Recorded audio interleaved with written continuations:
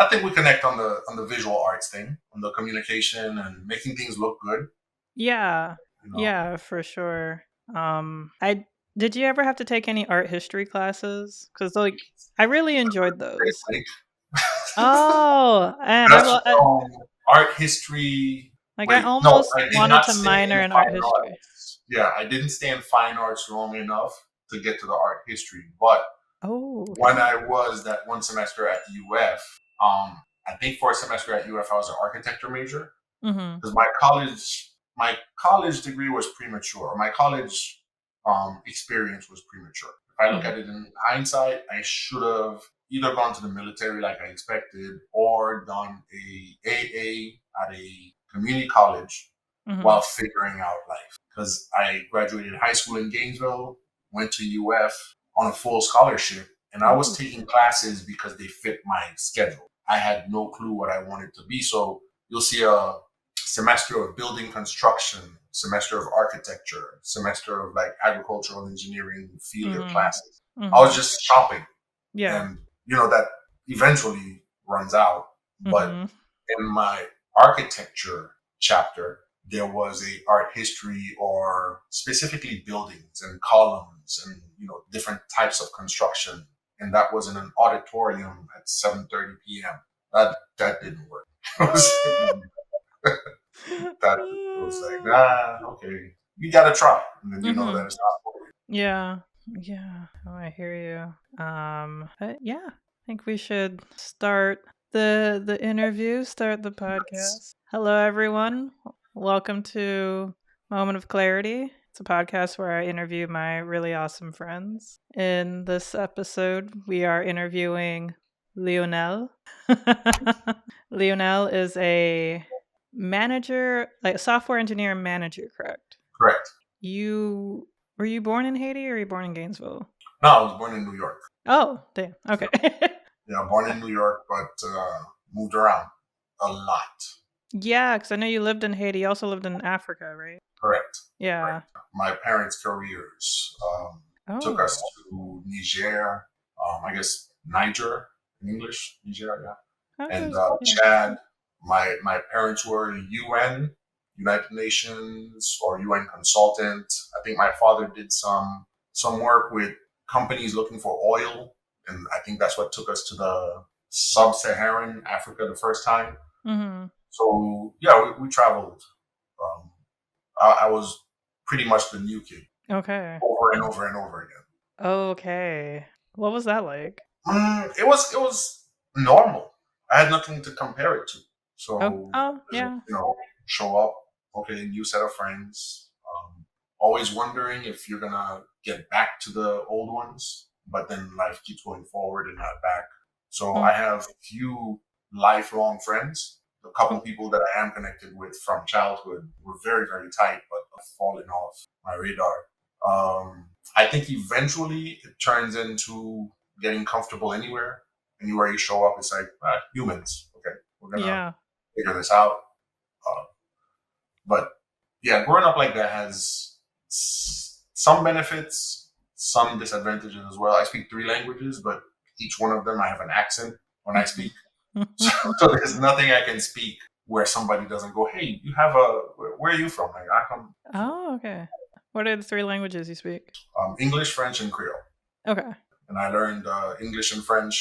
No, I'm sorry. I learned French and Creole first, and Mhm. then English probably from watching TV, and then formalized when I went to school for the first time in English. It was in ninth grade. Mm.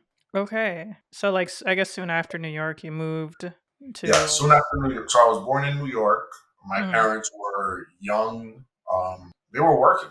Uh, my dad, I think, was a mechanic, or he was driving taxis, struggling. My mother had. They started in factory work. My mother was making her way up toward more clerical type stuff.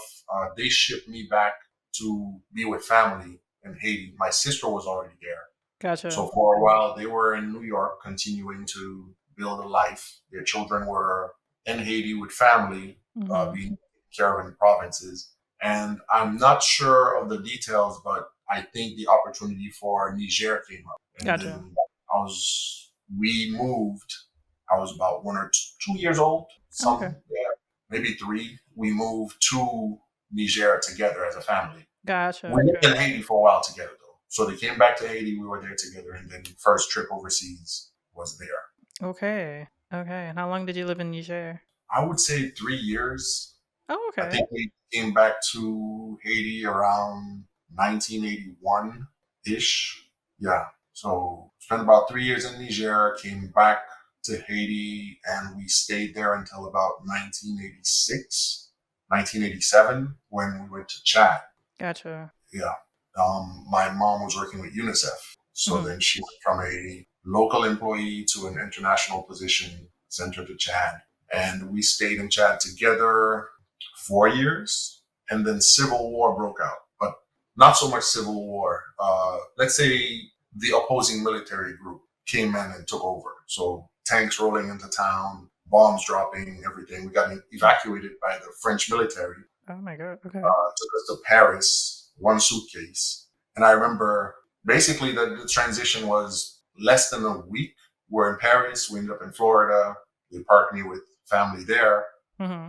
my uncle and aunt, and Fort Lauderdale. I went to Piper High School. Okay. But I remember regretting, like, I did my homework. The last day that I went to French school, I had homework ready for the next day. And all this stuff blew up. And I was like, Yeah. oh, I did the homework. That stayed with me a long time.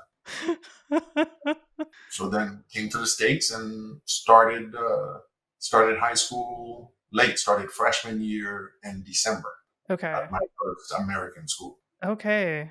So do you remember seeing the tanks rolling in and everything? I remember hearing a lot of gunfire. Okay. And I remember also we had the UN staff had walkie talkies Hmm. to communicate with each other because it was not uncommon for somebody to get stuck in the mud somewhere and need a tow. So some staff would come over and help you get unstuck. So all the UN were on these walkie talkies that the staff had to have on them mandatory. So we spent the night hearing explosions in the streets, gunfire, and people calling for help Oh god. Okay. on the radio. So yeah, my mom and I were up all night listening for directions. My dad slept through it.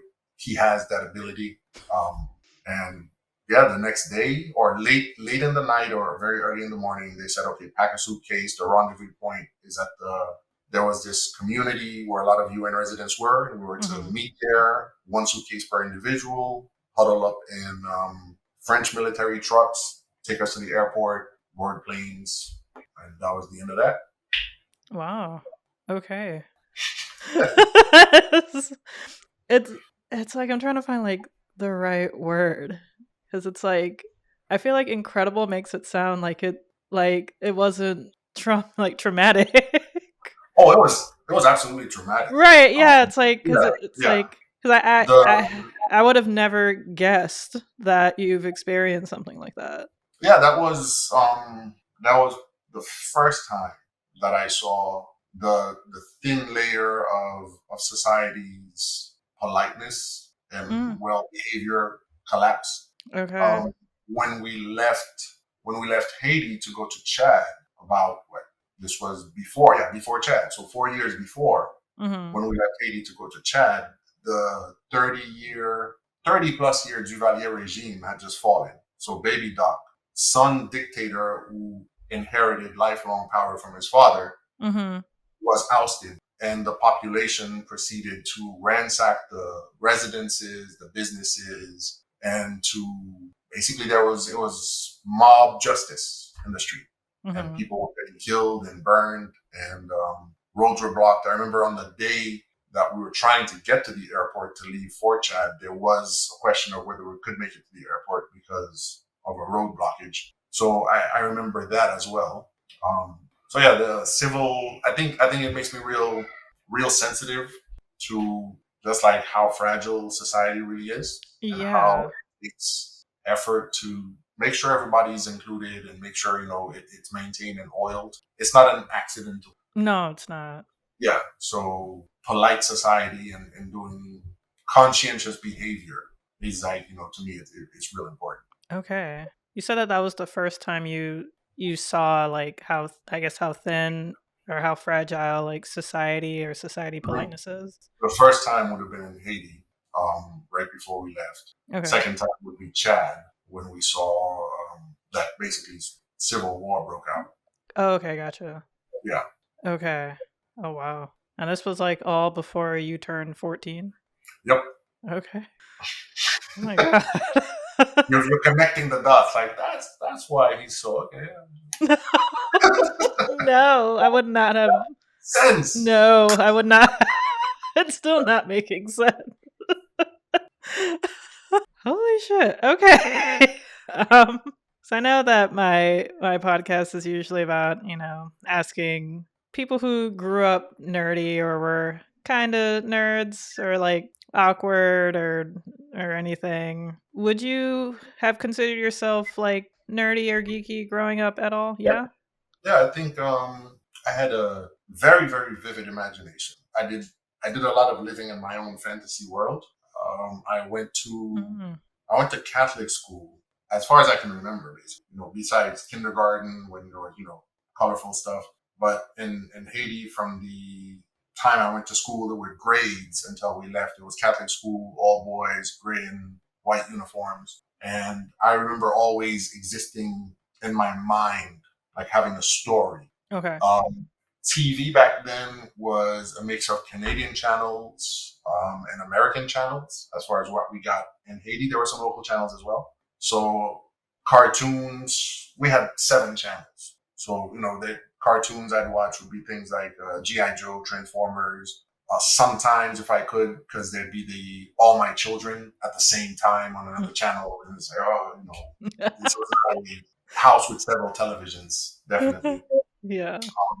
But when I was in Chad, I remember, yeah, connecting with the geekier friends or nerdier friends and Okay. sitting in class and drawing video games and basically Mm. going, all right, so the screen is going to look like this. You're going to see this here because people had like the Commodore 64. I didn't own any video games until the Nintendo Entertainment System. That Okay. was my first one, the original NES. But we would sit there and draw the controllers and design in our minds what playing this thing would be, Oh and wow.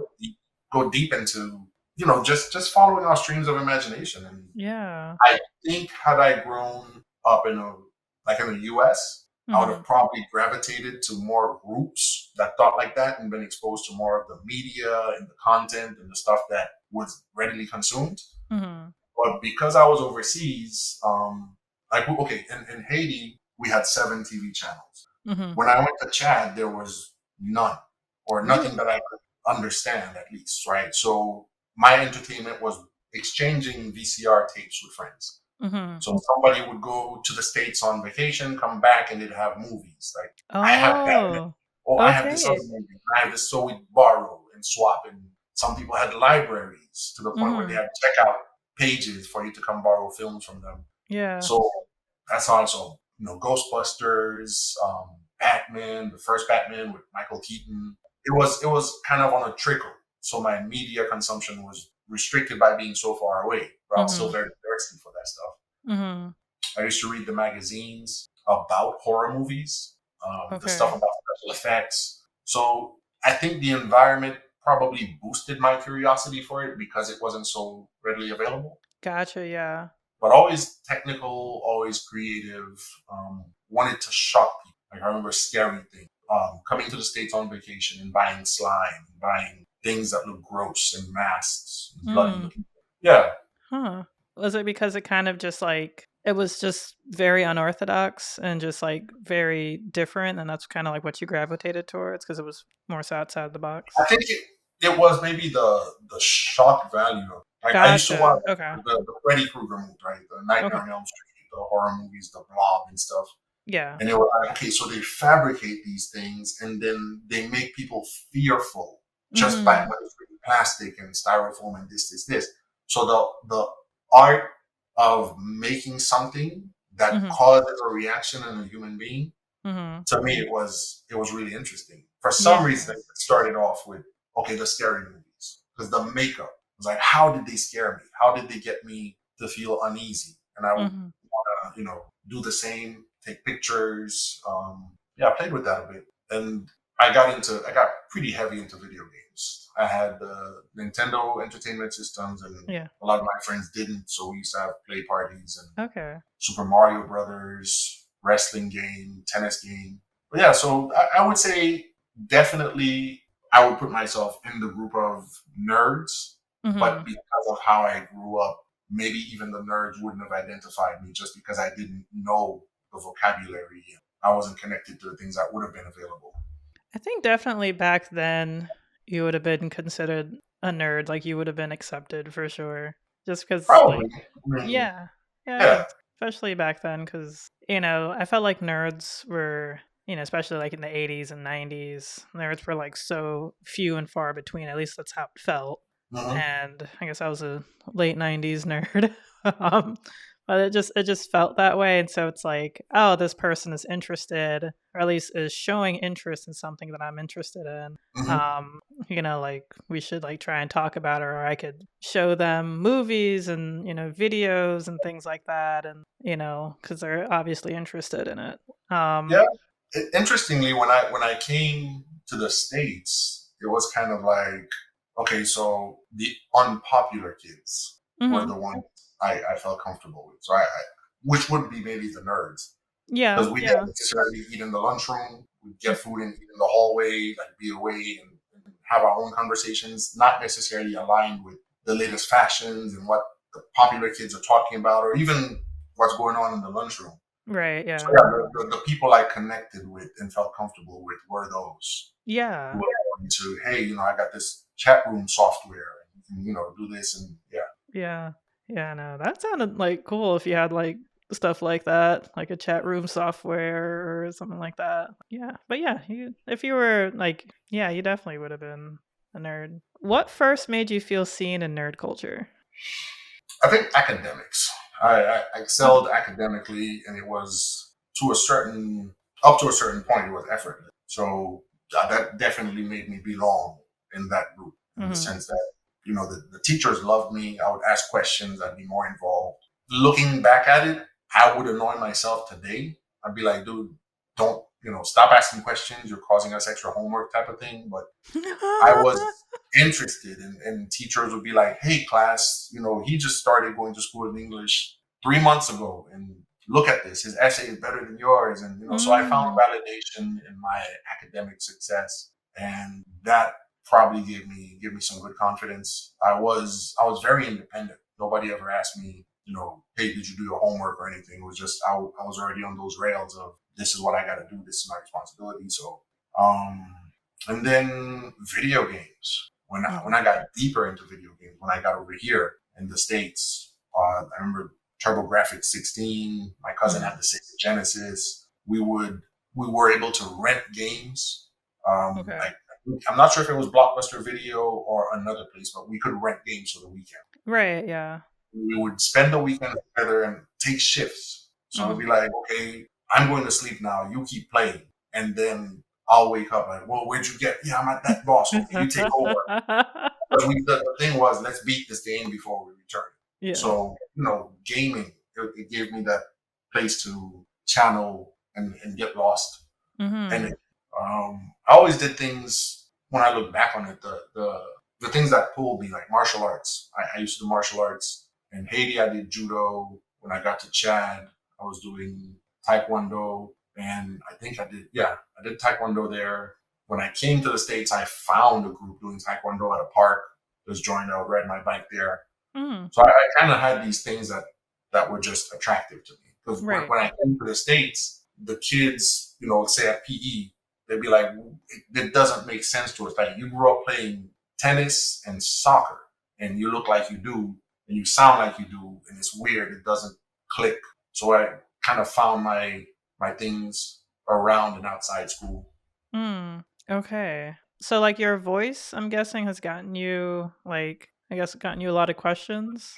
Accent. Yeah, Yeah. people pick up Yeah, on the accent, accent. yeah. Well, the fact that I couldn't play basketball to save my life, it was shocking, because even in ninth grade, I was pretty tall, Yeah. and there were a lot of assumptions made. Like, Right, yeah, oh, yeah. he Tall just showed black up. man, He's yeah. gonna be good. Yeah, this is. They'd be like, wait a minute. Yeah. What do you do? Yeah. And then when you get into, yeah, I came from Chad and I was playing soccer and tennis. First of all, where is Chad? And then, why? And I get the questions, did you ride zebras and blah, blah, blah, you know. Yeah.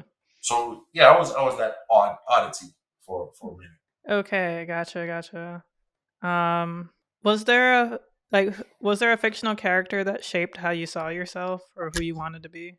From comic books, I was always drawn to Green Lantern. Okay. Yeah, Right. because it was, and I always thought he was lacking actually, because I was like, okay, you're in a fight and you have this ring that can materialize whatever you conjure up, Mhm. and you come up with a big sword. Come on, man, do better. But it was to me like that. That's that ultimate power. Anything you can think of, you can create it and use it. And so Green Lantern was attractive more than Superman or Spider Man Mm, or anything like that. It gotcha. was that one stood out. Was it John Stewart's Green Lantern? Or is it John Stewart? Um, I think so. at the time, I don't recall. I Okay. used to get whatever comic books. Like I didn't even have a comic book store that I regularly went to, or knew about different versions or different publishing houses. I was Mhm. just whatever came my way, I would consume. Yeah. Got into comic books a little bit heavier when my cousin got into comic books, and this is a cousin that has been in different places and grew up along probably the closest person I'm connected to. Mhm. But yeah, he got into comic books and exposed me. I remember around the time Spawn was coming out as a comic book. Yeah. Todd McFarlane, I believe, bought the number one edition Ooh, and okay. collected as well as just consumed. Whatever I purchased, I read. I was not about to buy something and just store it there for later value. Yeah. It was very much for. I Right. got a little deeper into that, which also helped my passion for drawing because Okay. I would look at how they draw, and there was this magazine called Wizard magazine, which was a magazine about comic books, and they went into who the artists are, what their styles are, and show you the tutorials of how to draw these heroic figures. Mhm. So yeah, that's that visual aspect was always a big deal. Okay.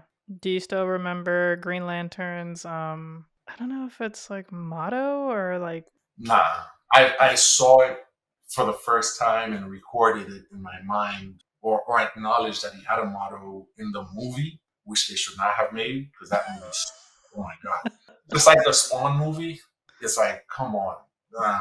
But yeah, many times the movies let you down. But yeah, yeah. the yeah, but it is what it is. No, it's cuz That's something I memorized. in high school we had a comic book history class.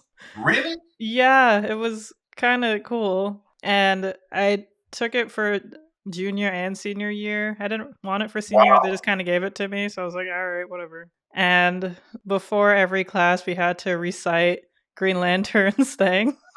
Wow. What high school did you go to? Yeah. I can imagine the demographics of that comic books history class. Yeah. Oh, look at here they come. Yeah, it And was. they look at 2 years. Nice. Yeah, the first year it was Nice. like a smaller class, and then like the second year was like a bigger class. But so I know That's it by heart. So we had to, good to know. Good in to know. brightest day and blackest light, no evil shall escape my sight. For those who worship evil's might, beware my power, Green Lantern's light. That's awesome.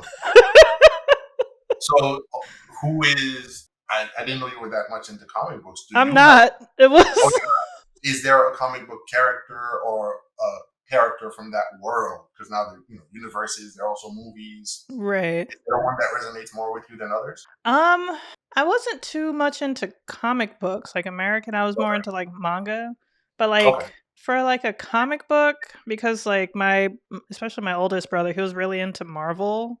Hmm. So there was some characters, especially from like X-Men. Like I always liked Jean Grey. Yeah. Um, yeah, I've always liked her. Um, there was a there was a character like if I always thought like if I ever got a cat, I would name her Lady Deathstrike because I thought that was like a really cool name. Yeah. That'll get um, that second book. what's her name? Mystique. I like Mystique a Oh, okay. lot. Yeah. Yeah. Um, Rogue. Rogue's really cool. Okay. Um, who else? I think the Beast. I like the Beast a lot. Hmm. Just brilliant, but Yeah. Yeah. unfortunately, just like how he looks, he can't really, unfortunately, like be out in the world, Mhm. which is sad and unfortunate. I like your choices so far. Yeah. No, for real. All of them have. I could say all of them almost reflect real societal. Okay, I wish I could. Mystique can change her appearance. hmm Uh, Rogue is basically taking people's powers, right? Yeah, She's she that can't touch anyone, so she wears touch. like the special Yeah. gloves. And then Jean Grey was just pure untapped power. It was just Right. like you Yeah. don't even understand Yeah. this mutant's abilities, and yeah, Right. good stuff. Yeah, Yeah.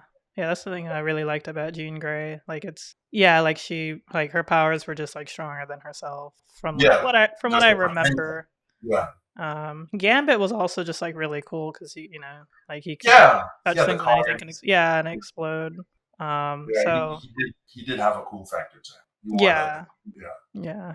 I also like Cyclops. Like it was always weird for the movies cuz like they always put like Wolverine as like kind of the main. And I Hmm. think it was cuz who he was played by. I don't know why his name is slipping me, but yeah, Australian Yeah. dude. Um Yeah. I see what you mean. like great actor Cyclops though, but was like the leader. Cyclops was supposed to be like the Yeah, leader of the of X-Men. the X Men. Yeah. Even though there was that tension between him and Wolverine over the love True, Jean interest. Grey. Yeah. But I think by the time they made the films, Wolverine's popularity had outgrown. As far as reception, like if from a business standpoint, if you're going to dump all that money into making a movie, Wolverine had had so many successful runs in the comics and Yeah. cartoons and everything like that. It seems like it made sense to anchor that character. True. And he's just a more interesting character overall because of like his ability to Yeah, he's heal. tormented, forgot Yeah. chunks of his life, not sure how he got his. Yeah, yeah, Yeah. Yeah. So he's just like a more interesting and dynamic character, which I get. I just thought it was funny because I know that he's supposed to be short. Like at least very. in yeah. So like the guy who played him is not. So, like, Really? Okay. Well, yeah. you know, movie magic. They Yeah. things up. Yeah. Like great actor who plays him. It was just kind of funny. But yeah, since my brother was really into Marvel, like we weren't really into DC, at least not to my knowledge. I know that his favorite character is Magneto. Okay. Yeah, and I got him like a Magneto toy a couple of years ago for Christmas because I was a Secret Santa. Since there's so many of Right. us, I'm the last of seven. Like, if we do like a sibling Secret I know Santa. sibling secret Santa. That's a lot of siblings. Yeah. Which is nice because, like, since a lot of, we have like a bunch of nieces and nephews now, it's just kind of nice that at least one of us, like the older kids, is like, Big family is awesome, especially if everybody can stand to be around each other. Really cool. "Eh, I think for kids, like some of the things that I remember growing up, different cousins, because my parents are also, my mom is one of eight and my father is one of five. okay, And vividly, I remember kind of meeting different family members and seeing, oh, that person is similar to me in this way, and this mm, other one is similar to me in that way. mm-hmm, And in a sense, finding reflections of myself and validation of who I am, kind of like the picture of a broken mirror comes to play. Like, small pieces of it reflect different pieces of yourself. right, So being yeah, around family is something I value to this day. I expose my children to as many of their cousins, their aunts and uncles, and even cousins' children or cousins. mm-hmm, It's just I don't count degrees of cousins. right, But yeah, yeah, it's like this safe environment where you tend to see, okay, well, I'm like this person, I'm like that person. I get to see, so even if you don't see yourself in your nuclear family, like mom and dad and those other ones in the house aren't like me this way, but cousin so and so, yeah, we connect there. So mm-hmm. I don't know, it has a grounding effect, in my opinion. No, like, you definitely have a point. Honestly, I do want to get a bit closer with like my cousins. Like it's not like it's been awkward. It was just because like since like my parents divorced, like Mm. 5 years ago, about It's separated not your six. fault, Leandro. You don't have to stay away from the cousins. It's not your No, I know that. It's just kind of like because I was closer to like the cousins on my dad's side. fault. Okay. Like it's like I just don't. It's weird because it's like I wouldn't mind sharing like what happened like from my point of view, but at the same time, Yeah. it's like I don't know. Yeah, I Yeah. do have to make a better effort at actually doing things. Like they had something like earlier this month, Hmm. and I was thinking about going, and then I just totally forgot. And like I also just kind of don't want my mom to like ask about it. It's like, can I just go see my cousins? Yeah. Okay. It sounds, if I may, Sure, and, you're you know, going to. but it sounds like you're making other people's business yours. Like you're not responsible for your parents' divorce. No. I learned, and I'm very deliberate about unidirectional relationship. So I have a relationship with my mom. I have a relationship with my dad. I Mhm. don't have a relationship with them as a couple. I'm not interested. Gotcha. So you can't be my friend and ask me to be mad at somebody else because you're mad at them. That's my relationship with them versus. So maybe it's too much compartmentalization, but I find it gives me the freedom to like who I like and connect with who I want to connect with. And I'm not responsible to justify to anybody else why I like this person. Okay. So I had to also figure out there's this analogy I have in my mind about two people with big feet can't dance too close to each other because they'll Okay. step on each other. Yeah. So there's people who have longer distance relationships. I love you. You're in my life. I care about you, but we just can't be too close. And maybe there are topics we just don't broach Okay. because, and the existence of that topic is not going to take you away from my life, but we're not going to talk about that thing. Mhm. If you bring it up, I'm out. Like it's just, I don't know, Yeah. call it avoidance or whatever I came up with, but it seems to work. Yeah, no, I get you. And like sometimes you kind of need that sort of relationship, Hmm. especially when it comes to parents, because like the relationship between like me and my father is just like it's just hard, and it's not necessarily what he did to me like directly. It wasn't Hmm. anything like that. It was more so just like indirectly that still affects me on like just like a very like visceral level. There are moments where like I want to like reach out to him and talk to him about things. And there's just like, I don't really want to like open that door. Hmm. It's like, it's kind of like a door with like a slot. It's like a mail slot. It's like, here you go. Here's just something that made me think of you. Bye. Close. Well, I mean, I'm hearing that you want to, though you would like it to be more simple. It can be difficult across generations as well, Mm-hmm. because your level of, um, I don't know, progressive nature, open-minded, like mental health and relationships, and have the hard conversations. I know that culture shapes you and pushes you there, and you fit there and everything. Mm-hmm. So somebody, especially older Caribbean male. I pronounce things funny. My wife is always jumping on me. Say that word again. So Right.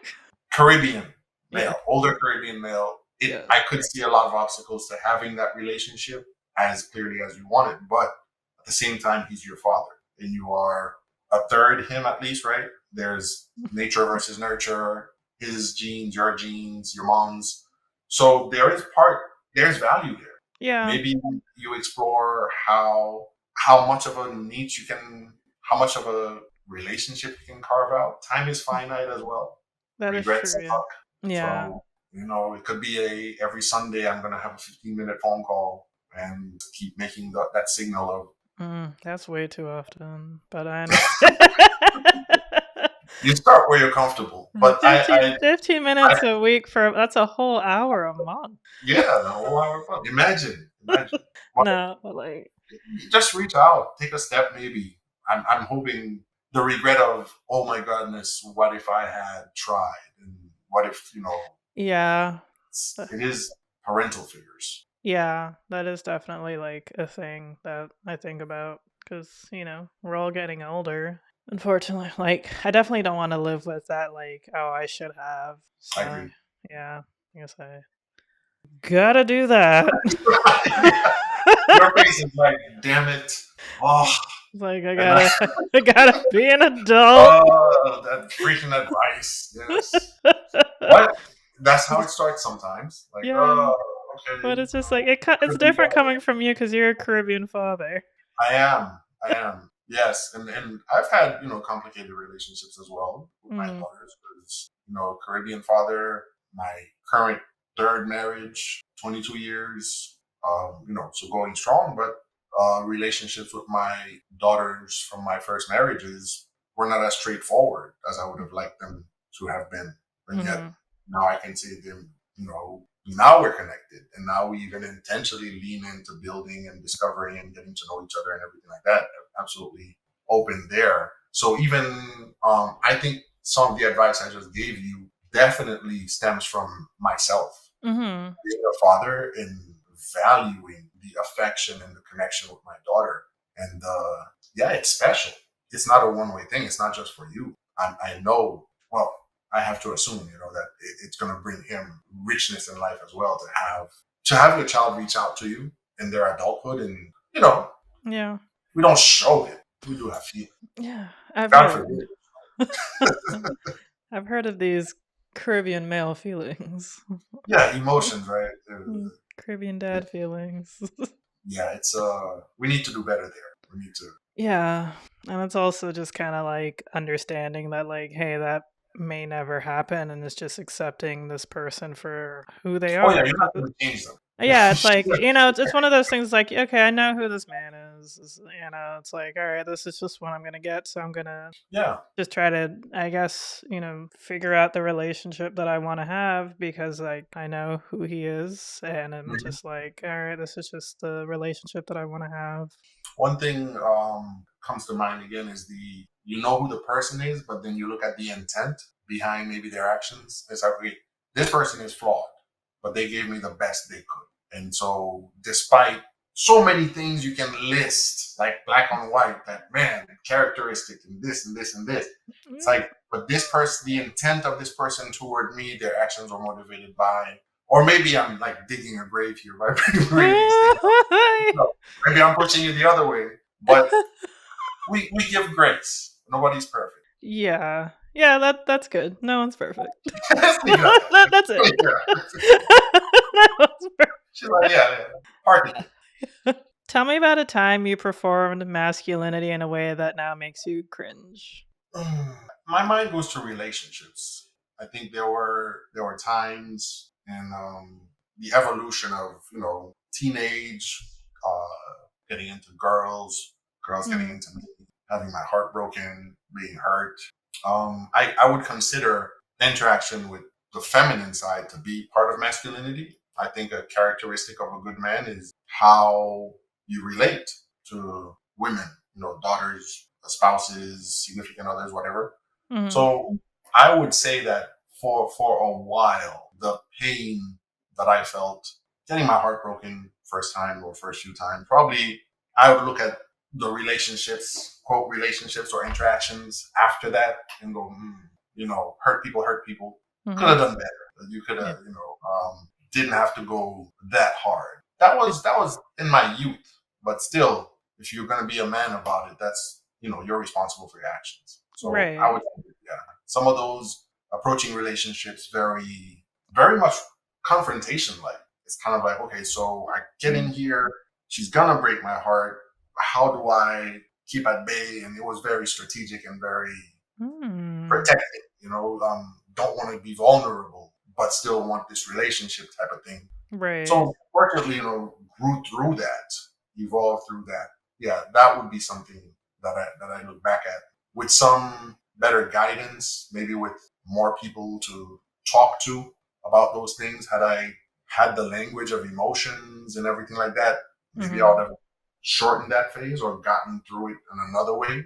It all adds up to who I am today, so I'm not going to erase it. But Yeah. Yeah, for sure. yeah, So you went into relationships or dating knowing or believing that she was going to break your heart. These women were going to break your heart. no, after the first couple of heartbreaks, it was like, oh, that's what they do. Yeah. Okay, What so what if can it's you war, we're gonna go out there and have war. right, gotcha. Can you go into like these heartbreaks? Like what? What happened?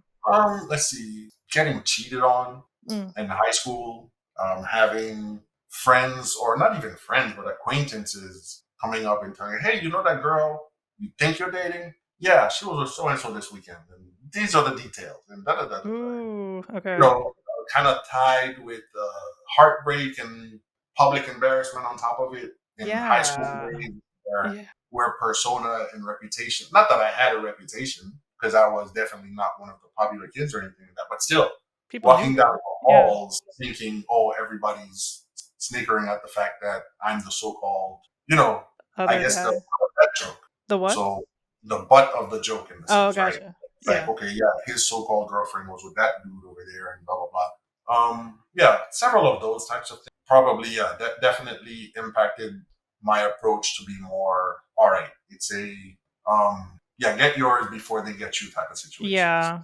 So that Yeah. I was jaded for a while. Yeah, I totally feel that. Wasn't really like high school or even college. It was like afterwards, and like it Like college. like after well, I started like I guess like actually dating like after college. Okay. I didn't like date in high school. I didn't date really in college. Like I would like like make out with guys, but it wasn't until like after college I got like a little bit more serious with things. And just like learning and finding out things, especially probably things I should have known in college or beforehand, Yeah. and just like teaching myself that like, Hmm. oh, okay, if he's holding my hand it doesn't mean anything, if we kiss it doesn't mean anything, I meet his parents, if I meet his mom, doesn't mean anything. Those hard Nothing. lessons. Yeah, it's like none of this means anything. Yeah. So Because if you have to tell yourself later on that that doesn't mean something, it's typically a, well, my emotions started going with that gesture and the what, and then I now have to chop that. Yeah. So yeah, right, yeah. that pain of ouch. Let me fit into the, yeah. I understand Yeah. exactly. Yeah. Yeah, it's like, okay, this is just like we're hanging out, we're hooking up, we're just dating. It's not like Keep it light. serious. Yeah. And really, I'm okay. To my wife might disagree, but I'm a romantic. Like my heart. Really, you're gonna laugh? You said you I didn't know what you were gonna say. You prefaced it with saying my wife will disagree. Your wife. Okay, in the sense that I might not do the traditional flowers and, well, I do cards. I do my own cards, right? I Okay. got card stock, and I do my own style of writing specifically for my wife and stuff. But I would I consider would that say I do it romantic. my own way. But I'm a romantic in the sense that my feelings are at the surface. Okay. So I'm not, yeah, I'm I hate the word sensitive, but I mean, if you're sensitive, that's fine. yeah. So okay, for me, it's difficult to be in something and saying to myself, okay, this doesn't mean it, because my heart wants to run with it. So I used to say I Hmm. can fall in love 3 times. I can sit at an airport, wait for 4 hours for a next flight, and fall in love twice. Okay. Just looking, maybe conversation, maybe not, but it's, Yeah. not not crazy or anything like that, but because my emotions are very strong, it's difficult to be in something and trying to tell myself, no, don't let your heart get involved and don't do this. And so Yeah. when you were Yeah. describing all those things you learned, I could feel that, oh man, but this is like a living hell, right? It is. Because Yeah. I'm feeling this Yeah. and my brain is saying, no, don't feel this, but I Right. still want to enjoy that. And so Oh yeah. just to say I feel. Yeah. No, I feel you too about like waiting at an airport and like falling in love twice. I get Yeah, that. it's You see between somebody the gorgeous. imagination. Yeah, imagination and watching, and you're telling yourself stories. So Yeah. many people watching is a lot of fun. Like at a good airport, oh yeah, this person Oh is a yeah. spy. This person is gonna go there. This person is flying from here. That briefcase has secrets in it. You're just watching people and letting the inner child free. Yeah, true.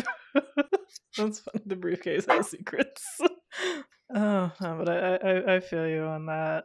But yeah, like it was like it definitely like hardened me and jaded me, Yeah. especially because of also online dating as well. Like it was just Hmm. hard to find someone who's gonna let my emotions just kind of run, because that's like what I what I liked Just and to be enjoyed. free, right? Yeah. Yeah. Just like that kind of like love at first sight kind of moment and Mhm. like that spark and like it's hard to find. But like usually when I would find it, it would it would be trouble because then like he wouldn't have the same feelings and Mm. like it would just take me a long time to get over it. And Yeah. yeah. Sounds exactly like what I'm describing. You're in it for real. Your whole self is in it. So, Yeah. but it takes I think the right thing to do is to keep going. Like if you have that love, right, and you have that love to give, and you're looking for that connection, and Mm, bad things do happen while you're looking for it. yeah. But if you allow that to jade you and close you up, then when the right one does come across your path, you're not available anymore. Right. Yeah. So it takes some kind of courage to still wear your heart on your sleeve and still be out there and still be willing to, Mhm. despite the whatever. And I think maybe that's what I lacked initially when I was first getting my heart broken. I was like, oh, my heart's not on the table anymore. I'm Right. ready to Yeah. go. Yeah. And so, yeah, that's where Yeah. I would say less than the best. But, teenager, what did I know? Right, yeah.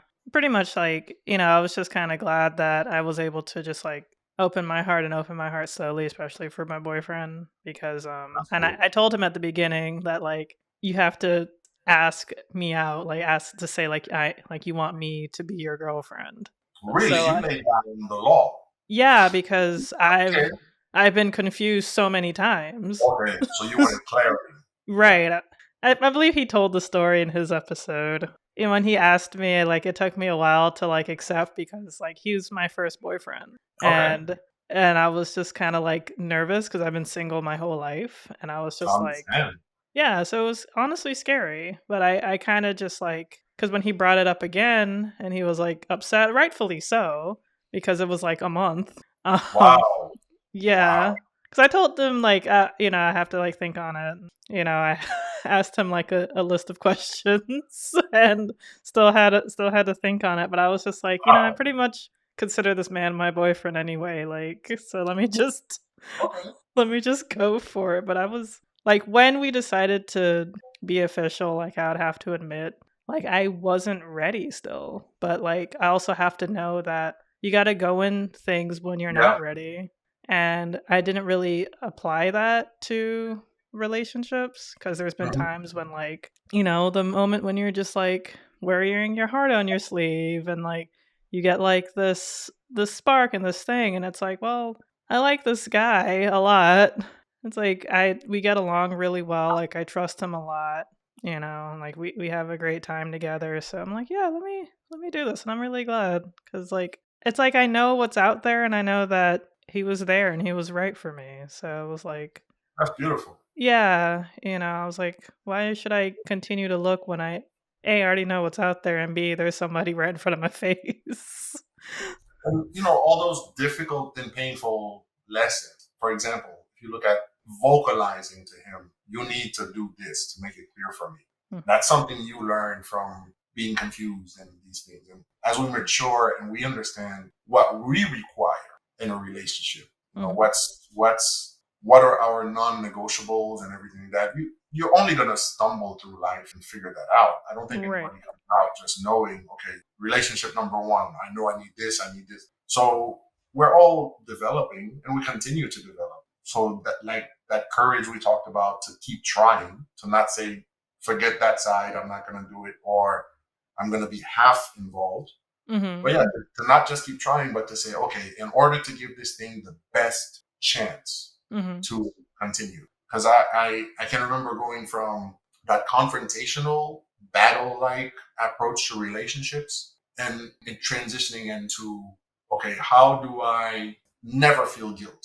Mhm. So how do I go in there and be so clear and so transparent and so honest and truthful, and I can be comfortable and be myself, and just nobody can ever say that I did to them what was done to them. Yeah. So when I came out of that side, it was like leading with this is this, this is this, this is this. I don't do that, Right, and right.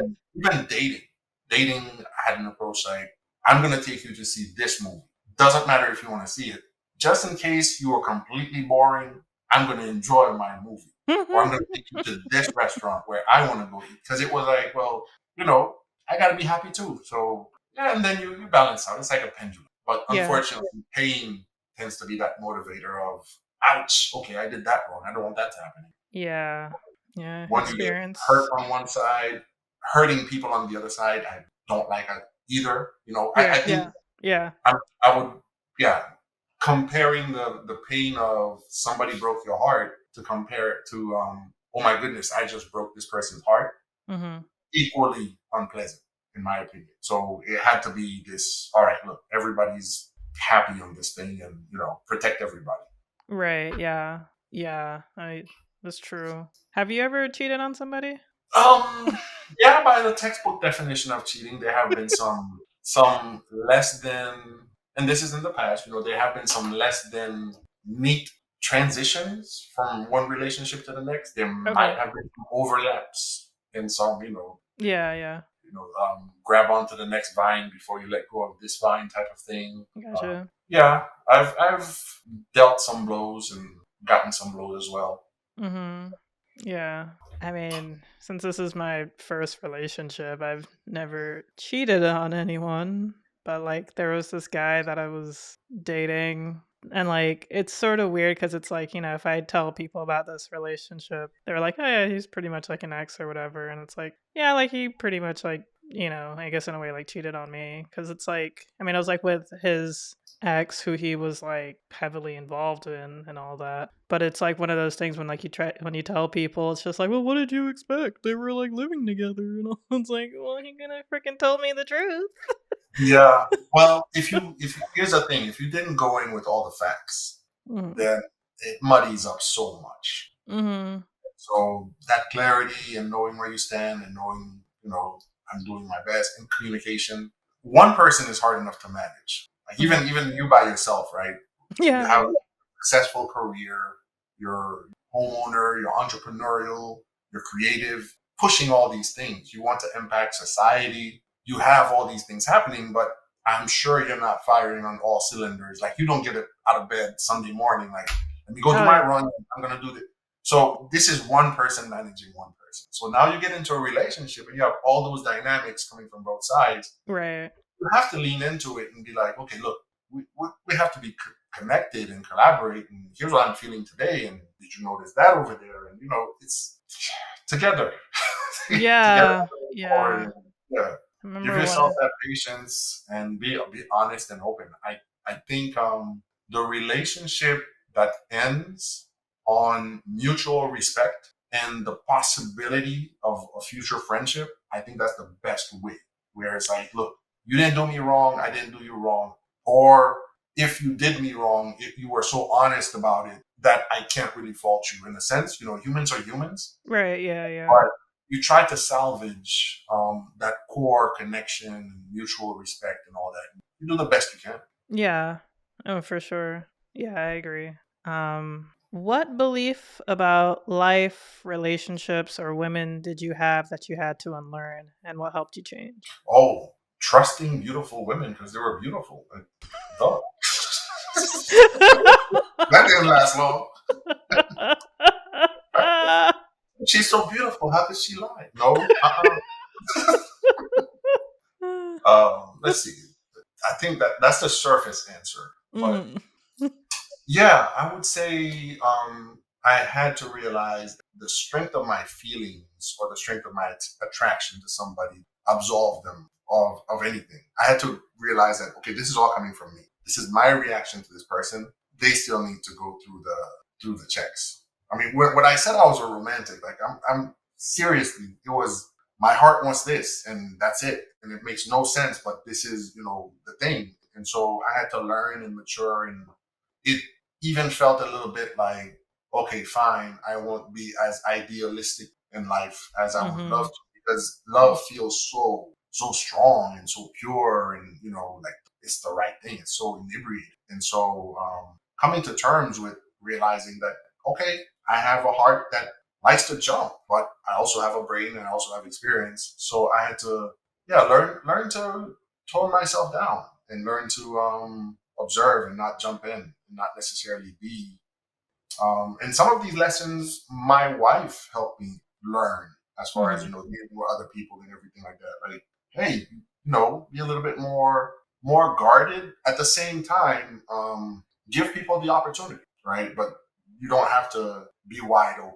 Mm-hmm. And so you find that balance. When you look at, I have to build relationships. I have to build trusting relationships with men and women as part of my job, as part of my Mm-hmm. day, right? I Yeah. used to do a lot of recruiting also, where they would send me like, yeah, I think you went into some of those events as well, dealing with college students. And so you get into a situation where you have to establish rapport and you get to practice doing that over and over again. And Mm-hmm. people smell fake.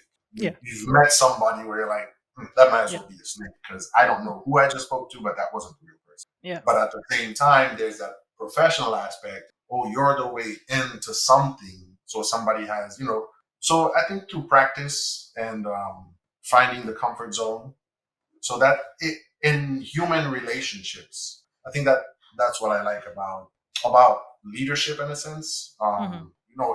It's an extension of human behavior. Mm-hmm. It's an extension of the same skill sets that you're going to use with your children, with your spouse, with your neighbors. It's to that coming together to collaborate thing and getting better and better at that probably helped me evolve into. And I'm nowhere near perfect. I'm nowhere Yeah. near claiming, oh my goodness, I don't have to worry about anything when it comes to relationships. But I'm a Mm-hmm. lot more fully present in the thing rather than, Okay. you did this thing. I used to have this thing, for example, somebody who talks with their hands. Like if you're across the room and I watch you and you're talking with your hands, like I have to go talk to her. Mm. She's smart. No, some people talk with their hands too. Oh yeah. Yeah, but in your mind you build up this whole thing, and so you live, learn. Yeah, that's interesting. Like it is funny how like we just sort of make these connections with people and things when it like doesn't even make like any sense remotely. Yeah, Like I mean I still kind of do, but I understand that it's not true.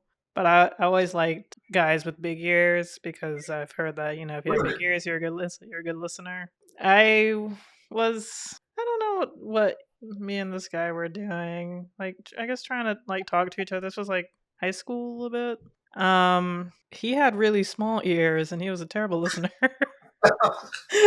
Confirmed it. Yeah. Yeah, So I think I was we all have these ridiculous biases that yeah, we do. some people have confirmed for us. Probably most people would probably be ashamed to admit them, but yeah, experience teaches you these lessons, and you got to roll with what you know. Mhm. I have Yeah, I have a friend like back in college, maybe it was after college, I can't remember. He called it like they mess your mind up. Like I don't know, like you say that, "Oh, I'm not into I don't know, women with dreadlocks," and you get with a mhm. woman with dreadlocks and then like now that's all you're into. And they're Yeah, like- either for the good or the bad, right? Like, right, you yeah. know, Or like I think the most popular one are the zodiac signs. People who mm, say, "Oh, I do not date such and such." So I'm right. like, so you're telling me if the person was born in this calendar period, they're bad for you? Like, this makes no sense. But people believe in that, and then Right. there's that reinforcement. No, I have experience to prove that, or people from that geographic region. Oh, that Yeah. country? I'm not. No, those women are crazy. Okay, sure, if you say so. Yeah, I have a lot of friends with those. Yeah, even towns. Yeah, true. Yeah. Yeah. But if there's anything I want anyone to get out of this podcast is that don't date a Scorpio, especially a Caribbean Scorpio. Come on now. Okay, what month is Scorpio? What? It's like October, November, like late October Really? to yeah, yeah, yeah. I think so. I think it's late And October to what is November. this? What are the characteristics of these evil people that you're trying to protect the rest of the world from? I don't These know. men born between October and November. And wait, did you say Caribbean Scorpios specifically, or all of them? I don't know. There's like because there's like a whole thing about like Caribbean men. Like I've saw some stuff online. Like Yeah, if you've ever dated a Caribbean man, you might be entitled to compensation. It's like they're not wrong, but, Ah, but it's funny. It's well, we don't like broad strokes and stereotypes, but the machismo and the yes, we do have some cultural Hmm. tendencies that could improve. You know, we do have some evolving to do in some ways. We do have qualities too, and yeah, and it depends on who's telling the story. I think. Yeah. Yeah, So for sure. Of yeah, course. Yeah. No, yeah. it's all a joke, but it's It's just all like funny. half a Like, joke. Right? It's like yeah, I mean, like, there's always truth in jokes. There's- there you go. yeah. There you go. Um, what was a defining low moment in your life, and how did you overcome it? Wow, low moment. Well, most recently, I would say probably 4 or 5 years ago, my Mm. daughter had a very, very serious health scare. So this was Yeah. at, yeah, I was at, it was Ultimate Software at the time. It was at UKG. And she had a brain tumor Yeah. and she had to get surgery. I think you know about this. Right. Yeah. And that was the most, I think as a parent, it just rocked my foundation. Uh, we, myself, my wife, a lot of family support.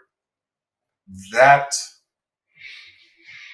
hmm, I I can't even put into words how that impacted us. But we came together and we did the necessary. You know, Hmm. we basically camped out at the hospital. Family gathered around us, helped us support our other children. Um, we had Ultimate Software at the time, as you know, the culture extremely supportive. They had the leave and the HR, and there's a group cares that was in touch. So definitely everything we needed to deal with the situation, which fortunately turned out to be positive as far as intervention and cure and all that. But still, I would say a couple years later, we realized, whoa, we dealt with this, but we don't know how to get over it. Like we don't Mm. know how to digest what we had to do, which Right. led us to Yeah. therapy. We ended up going to family therapy as a way to process because we just blocked everything, did the necessary, showing up to like radiation therapy, different therapies. We just went into go mode and do mode and for the whole ordeal. And then what that led to was eventually down the road us realizing we're not okay. Like we survived this, but we're not okay. And so family therapy, and that turned on so many lights and absolutely life saving and a sense of returning to quality of life and getting you to understand, look, here's where you are, and if your brain is a muscle, if your mind is a muscle, yours has like been flexing since then, and here's how you relax, and giving you the tool set and explaining people, Yeah. right? So that was really interesting as far as learning how to deal with myself, learning how to deal with people, learning emotions, learning the language of deeper understanding. Interestingly, right, during family therapy, you have individual sessions as well. And Hmm. so the therapist starts to go into my past, looking for potential, what happened, what shaped you. Hmm. And then Yeah. she finds out about uh, Haiti, leaving under those situations, mob violence in the street, the war, evacuation, and blah, blah, blah. And she's like, whoa, whoa, you are a whole issue by yourself. Like, we're going to need to dig into this stuff right here. So yeah, a lot of unraveling, and I think everybody should probably at some point get some therapy, just like you do your physical checkup, Yeah. because it's a professional trained in how your mind works, and everybody's processing the world through these oddly shaped lenses, right? Which is your Mhm. mind. Everything that happens to you kind of twists your mind a little bit, Yeah. right? Yeah. To protect you or because you love it or whatever, and that changes how you perceive reality. Hmm. And if you don't have a clue of what you're walking around with, and you're just receiving and reacting to the reality that you digest, you might be doing a lot of damage. You might be doing a lot of disservice to yourself. You might Hmm. be missing out on some opportunities. So having a professional help you through understanding the human mind and the generalities, emotions and I thought it was very helpful. I thought I would have been way better off, like in high school, if they had therapy in high school or something. Mhm. Just to, hey, here's some equipment and go deal with life. Right, yeah. So I would say that was probably one of the biggest, most impactful episodes in my life. Mhm. As a parent, being up against utter helplessness, that this is a medical situation, that you don't have the knowledge, the capabilities, or anything to deal with. Granted, okay, there were the benefits, there were health, insurance and everything like that, which were there. The doctors in, South Florida, all top tier. However, still helplessness as a traditional father, I would say I'm here to protect, I'm here to provide. This is my baby girl, and so yeah, I would say that was massively impactful and transformational, and, Mhm. as to who I am today and what I value and how I approach people, how I communicate. I remember after therapy, or after having been in therapy for a while, I went and met with my parents for my mom's birthday, and I was sitting watching them. They were interacting, dancing.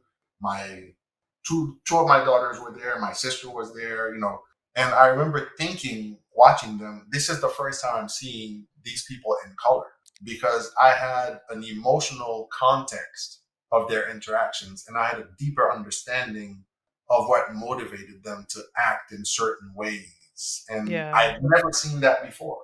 I wasn't emotionally clueless, but I think I think therapy helped me learn the language of emotion and differentiate and understand how it connects and how deeply it's ingrained into personalities and all that stuff. And very, very transformational Yeah. I hear what you're saying. So I've been in therapy for years. there. Okay. There are like moments where I start to kind of like notice and accept things. Hmm. And my family, like for like holidays and stuff, has always been like very stressful for me. Really.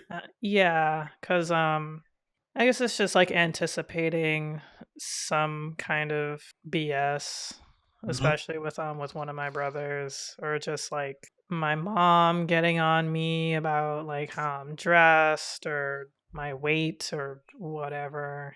Just Hmm. like I just knew what to expect and what to anticipate. So it was always stressful because it's like I always knew that I was gonna like do something wrong, even though I know that nothing I was So doing was that's even before showing up to the event. yeah. All of this is already going on. Yeah, because it's like you have to do this. Like, it's Thanksgiving, it's Mhm. Christmas. It's like you have to be with your family. Like, everybody has the day off. You don't really have a choice. Hmm. So it was just kind of like, all right, I'm obligated to be here and be a version of myself that isn't me. And it was just it was just very stressful. Lately though, it's been a lot better. I I'm sure like therapy has helped. Also, I'm sure that like my mom being like divorced and separated for a few years and she's kind of like calmed down a bit Hmm. when it comes to certain things. And I think like a lot of us are just kind of, I don't know, just like more accepting. It's not like my siblings weren't really. It was just like there was just like a few that I was really like stressed out about. And like lately that just kind of hasn't been the case, but I've also just been like just understanding and just knowing my siblings like separately in a way and just accepting Hmm. them for who they are and just like how we all kind of get together and interact, and it's like it's pretty beautiful. So like I yeah, it's like yeah. And like also, taking my boyfriend to like my family events, Oh, bringing like the shield. somewhat like he had to be a shield at one point, when one of my brothers did what he tends to do sometimes, which is annoying. Yeah, um the long relationships, like for example, your siblings or the people in your family who knew you as a child, it can be difficult, even if you know better. When you get in their presence, you fall into that role oh yeah, for sure, yeah. because you've been raised by them, right? Yeah. So the dynamic is like you'll see yourself going, "No, this is not what I want to say or be or feel," but then because that's what takes work, because this is deeply wired. These people Mm. knew you before you could speak, and Oh so yeah, that yeah, definition of that interaction is, so it yeah, takes a while to rewire that. But it yeah, sounds like, I mean, you use the word beautiful, so it sounds yeah. like you're heading the right way. That's awesome. Yeah, yeah. Like it's nice that because like with my boyfriend, he also points things out and says Okay. things, and it's just kind of like cool to have like a different point of view. I guess it's kind of like Yeah. having another camera looking at. Yeah. So it's like you have like another view, and it's like, oh, Mhm. I never thought of it that way, or I never saw ourselves like that, and so it's just Yeah. like it's just really nice. That's And awesome. yeah, so it's definitely gotten, like, a lot better because I was, like it would just be, like, very stressful, like I can imagine. yeah. I can understand that, the family drama. I tend to be the peacemaker, and to always want to bring people together and be inclusive and stuff like that. So when I'm in an area where there is that drama, it I used to internalize that, because like, wait, I love this person, they're not getting along, so I'm hurt. And Mhm. so I had to learn to be a little bit more of that independent, uh, Yeah. de decouple my relationships and have one-on-ones. Then Right, that's yeah. stuff we learn along the way. Big family, yeah, big families is big drama. You have Yeah. these strong characters that come together. We don't hold back for family. I don't know Yeah. if it's a cultural thing, but we'll go to the office and button up and be proper and everything. But around family, everybody lets their hair down, Right, and yeah. yeah, the Yeah. class. Yeah. It's like we're allowed to be ourselves, but it's like a different side of ourselves, but Yeah, it's still part of us. it's the yeah. I don't want to qualify it as the best or the worst or anything like that, but it's the unguarded. It's the, you should take me as I am, and by the way, I don't like you. Mhm, yeah, right. So, and I'm gonna let Exactly. you know I disapprove of this that you're doing, and I give myself permission to tell you about your business. Yeah, it's Mhm. a beautiful mess for sure. Yeah. Um, was was there ever a moment when you felt close to giving up on love or connection altogether? And what pulled you out of that? Um, I would say probably that same phase that I had was the closest one, of just approaching these relationships in a less than fully involved and vulnerable way. Mhm. I think I no, I don't think I ever thought of giving up on women. That's very, very deeply ingrained in me. I think that's the proper way to say it. Mhm. I, and that there has been this evidence, in a sense, when I moved with my family overseas in 2013, took my wife and my two children to the south of Haiti. That was the town where I was sent as a baby when my parents were in New York. Mm. I always was told that, oh, you were really loved in that town, and people used to come borrow you. So I was the baby, and so cousins, family, friends, whatever, hey, come take me for a walk, a stroll. And when we moved there, I kept getting introduced to these beautiful women, and it was like, oh yeah, she used to come borrow you, and I was like, it's not my fault. You know, you guys spoiled me, and I don't know. I feel that, yeah, it's very strongly drawn to Mhm. women, and so the idea of giving up was never a consideration. The transformation of the type of interaction did go outside of what I consider the best kind of connection and collaboration, and mutual enjoyment of each other. But yeah, that would be the closest that I got. In a sense, it was giving up the ideal of it and having less than the ideal. But now it's more of it needs to be right. That's not negotiable. Mhm. Does that make sense? Think so? Sorry, like you cut out like a 2 seconds, which isn't bad, Okay. but I guess essentially you were saying like there wasn't really a time because like you kind of would always I guess reflect on like a previous moment. Giving up on women was never an option. Right. It Yeah. was. I might have redefined what it was to be in a relationship, Mhm. and I think I think I'm relationship oriented. Mm. I think even when I was not like strictly monogamous or anything like that, it wouldn't be a bunch of one night stands. I like the idea of a connection and at least a Gotcha. friendship. So I'm kind of wired that way. So what I would have given up on was what was necessary to have that ideal connection on all levels versus just let me get what I need. And that was a finite period in my life. Mhm. So that would have been the compromise in order to avoid being vulnerable or being so vulnerable in these relationships because I was so afraid of getting hurt. Mhm. But then growing out of that and continuing to evolve, it's more like the significance of the connection and the mutual vulnerability. And like you can't have intimacy without vulnerability. You can't Right, right. have, exploring each other and understanding deep rooted values and, that true connection requires you to be wide open. So Mhm. yeah, I think that's what I shied away from in order to avoid pain. Gotcha. What's a relationship, romantic, platonic, or familial that deeply reshaped who you are today? Hmm. Oh my goodness. Wow, there are several. There Mm. are there are several, and some of them are good, and some of them are like bad.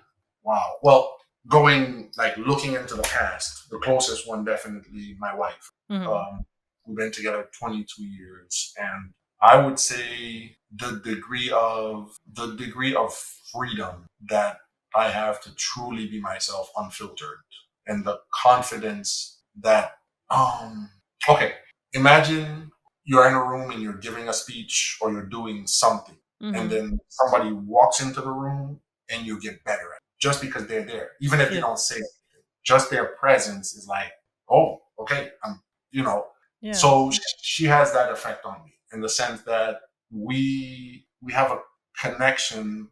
And then we went through therapy together, family therapy and individual therapy and couples therapy and all that stuff as a Mhm. side effect of our daughter's health challenges and everything. So I feel that not only do we have the benefit of this natural connection, like we fit into each other, we're made, but now we also have the knowledge to pursue that even further and to be able to use techniques to explore each other and question and have conversations. Like we talk so much. We Mhm. talk. We talk all the time. We're making boxes. We're packing. We're cooking. We're cleaning. We're driving. In these conversations, interestingly, people who don't know us often think we're arguing, Mhm. but we have disagreements. We have vivid disagreements, but Mm. we're comfortable to express our disagreements with each other. You probably have witnessed some of those. Yeah. Yeah.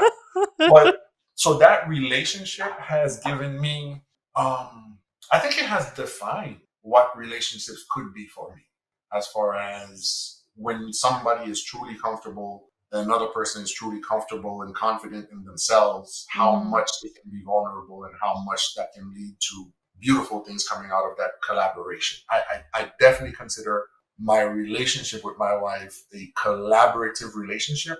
We do co-parent, definitely, but I feel the potential of us collaborating on whatever is Mhm. just immense, right? So that would be, looking back, the first major impactful relationship that say had transformed me.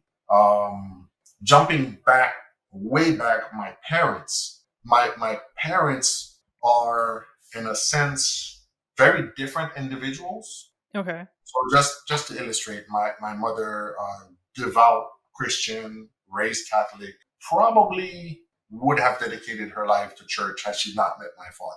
And Okay. then of course we have the family. My father, uh, occasions for going to church, wedding, funeral, didn't leave him alone. Mhm. He doesn't do.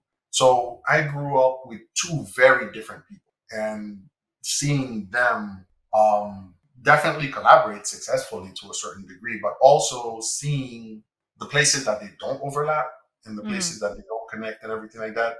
I think that was like anybody's parents. Everybody's parents are always going to influence them deeply. But I think the strongest message I got from my parents was the choice that in any situation, there's more than one way to approach something. And my Yeah. parents were not of the type that would go and discuss something and come back with the united front to their children. and say, no, you're not going to this thing. Mm-hmm. It was more of a, your mom said no, but your dad said yes. So what are you going to do? Oh, So, okay. there was not a, we are always in agreement, or we don't show where we passionately disagree about even our own internal things.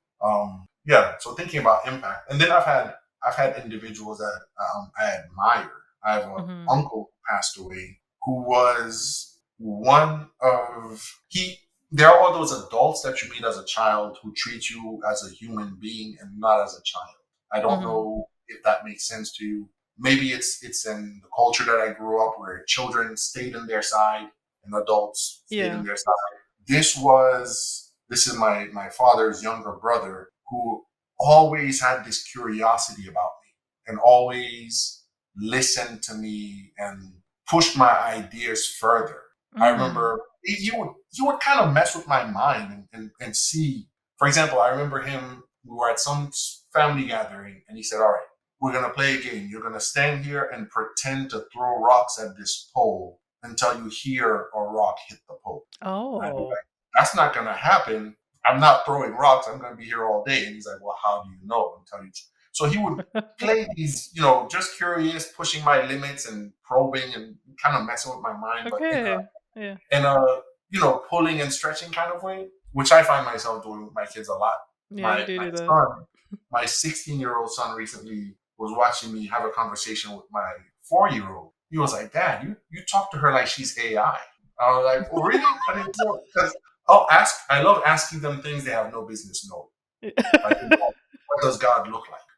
And then their imagination produces these amazing Right. things. They Yeah. have really fascinating conversations. But yeah, I think that the yeah those handful of people I've been, now that you made me think more about it, I have absolutely been blessed with some very impactful people. I've been loved by people who love tenaciously, Mm-hmm. who just had my back, like, regardless of education levels or sophistication or whatever, what part of the world they grew up in, what resources they had, just the dedication to me, to my well-being. I've definitely been privileged to receive from those types of people. So, and they've shaped my sense of dedication. I think Mm-hmm. if I'm one of those, if you're on my team, you're on my team. That's it. It doesn't matter, what changes. It's like you're in family is not just what you're born into. I think family you still acquire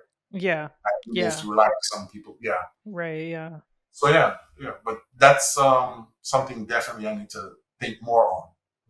Those lists of people and why I'm thankful to each of them. And then of course there are the opposite, the Yeah. ones that you deal with in life that teach you what not to. Right. Yeah. Yeah, Yeah. When did you first start feeling like an adult, or at least like you were no longer a child? has not happened yet. Yeah, to be completely honest, I'm okay. I'm a clown. Mm-hmm. I'm practical jokes. I have okay, 16-year-old son. Saturday morning, I'm up. He's not. So go into his room, pull the sheets, tie them in a knot, throw them back on his bed, close his door. Saturday morning. Yeah, it's. I think I'm not saying I'm childish or I'm not capable of doing adult things, but I have definitely not lost the voice inside. Mm-hmm. That is the 8-year-old that's saying it would be cool if we could do this, and it would be cool if we could do that. Yeah, we have an adult now that we use as a tool to get these things done, but I remember being at meetings in like Ultimate Software, UKG meetings, and then have a thought like, oh my God, I we're doing this and these people are so serious about what it is we're doing and I'm helping the situation. Do they have any clue that I'm thinking what would they do if I scream this out right now? Or how would they react? Because it's like you take a kid to school to work with you. So I think I like that too. I think it Mm-hmm. gives an aspect of color. It allows me to relate to people. I feel very comfortable with kids. Kids are drawn to me also. Kids and Mm-hmm. animals tend to be drawn to me. Like if I go to people's house, their pets tend to come to me, and I love to go play with the kids. I'll be at the bounce house, and I not just my children, but I have a very protective instinct to children. Mhm. I feel like once I became a parent, it is just on. You Yeah. protect children, you look out Yeah. for children, help them grow, whether Yeah. it's my children or not. Yeah. So if I see like a lost child, it's I have to help. It's Yeah. somebody. At the same time, I'm very careful of, okay, I'm a big scary looking dude. I'm not gonna run up on this kid, but I'm gonna be like, find this kid help or whatever. Right, yeah. So I can get to children's level. I love their truth. I love their unfiltered, unmanipulative, no Mhm. intentions other than just here's what I'm feeling, thinking. Mhm. So often I feel more comfortable with kids, like at Mhm. family gatherings, and it's you don't have to break the ice with kids. So yeah, Yeah. the answer, I guess, long-winded answer of I'll let you know When when that I, happens.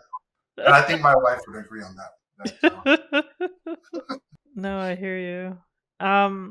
There was like the whole marketing team flew out to Dallas like 2 months ago. I think that's when I went to Panera like with like you and your wife. Mhm, I think it was like a couple of days or so before I was flying out or something like that.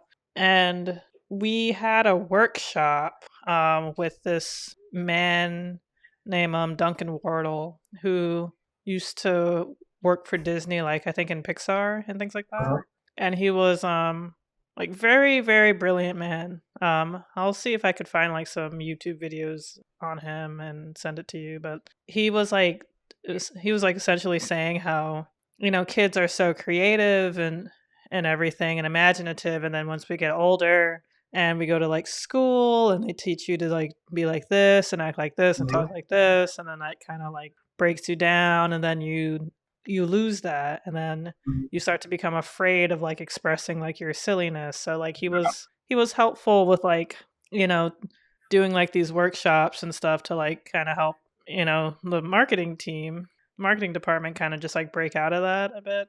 That It makes sense. reminded me a lot of like he did a lot of like Mhm, improvisational tools, like similar tools that I learned when I was doing improv for a few mhm, years. Just like helping to build the imagination and create something, because we're told no a lot, mhm. and we have like a big idea, we're told no, and then it goes to a smaller idea, and that's told no, and then we go to a smaller one, and then we just end up doing what we've always been doing. Yeah, And then like nothing changes, when like I'm not saying that my big idea was the best or the greatest idea. It's just like maybe don't try to diminish it. Just yeah. It's worth pursuing. right, yeah.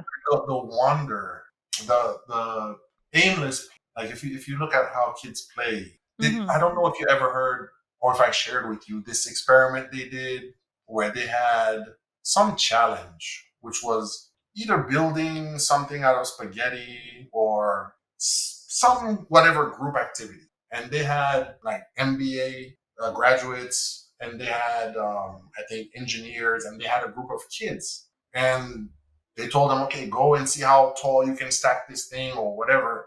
And the outcome of the experiment is that the kids outperformed the college grads and the professional designers, and it turned out that what they had was no plan and no fear.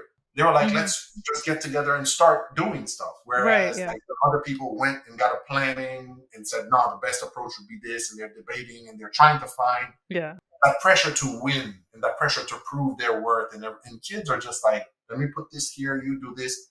And as creatives, because your marketing is a creative industry, software Right. engineering, creative industry. Right, yeah. As creative, we can't afford to become completely corporate. And sometimes I'll chuckle, right, at people playing the role. Mhm. It's like you go home and you pretend to be a lawyer. You go to work and you pretend to be whatever it is we're doing. We're gonna Right. circle back and unpack this and do that. Like, Yeah. come on, Mhm. man, we're playing. All this is. Yeah. I'm not saying it's not important, but you take on this role and you get locked into it. We need to be able to think outside the box and go, you know what? What if we came completely out of left field and tried this and dared to try? And Right, think about exactly. all the innovative things that happen where we're like, I can't believe they got away with that. Wow, that's and then we do it. So Yeah, yeah. Like I always think of Uber, like they had the idea to be like, "Hey, have a random stranger pick you up and take you to your destination." Yeah. Er, This, imagine how many no's come at that idea. How Yeah. many naysayers you encounter before you keep pushing to it and then go, hey, see, it worked. Yeah. So yeah. This seminar you went to sounds interesting. Yeah. Yeah, it was especially, that that workshop definitely like stuck out to me because it's it's you don't realize just how many like blows like you take from like being in corporate where you're just told no, you got to do like this, you got to do like that. It's like, "Oh, we need to get this out ASAP. We need this yesterday. We need," and it's like, "All right, so you just give like, just something quickly and you send it off and then Something that that's aligns with the norm. right." And Yeah. then It's yeah, and not then just corporate. I think in school even. Just oh for yeah. example, trying to fit in and trying to belong in school and coming up with the idea that all the other kids go, haha, that's ridiculous. We don't play with toys anymore or whatever. And then, you put on this layer of Mhm. pretending to be this Right. thing to fit in. And then you get to college and, oh, I can't publicly speak about my passion for this thing because that's not cool. So we keep putting on these layers and layers and layers. Inside Mhm. of us is still that Yeah. inner child. But Right. in Yeah. order to walk the walk and talk the talk and fit in and be able to climb the ladder, yeah, we got to think about the layers of disguises. And do you have somewhere in your life that you can step out of all that and just be you? I think Yeah. maybe that's my attraction to like playing with kids and having maybe I get to be that child. Yeah. I don't Yeah. have to be the engineer and the leader and anything like that. I Right, can cuz they just don't hey, care. we're building a castle of sand and we're throwing things and we're so Yeah. yeah. Yeah. Yeah, we forget that play is so important. Like it's part of growing up, it's part of learning, it's a part of, just being human. I think just from my perspective of you, I think your social activity, which I always joke about because you're so much more social than I am, and you have Halloween parties and theme parties. I think I see you playing there, and then when I also align your passion for bringing people together, and Mhm. you have this anti loneliness, and you value the human connection, Mhm. I think that's where I've yet to come to any of your parties. I moved away, and then before there was COVID, and I think Yeah, there was you were a party during busy. Yeah. COVID even where I was like, oh my god, people are gathering at our house. Like, No, what?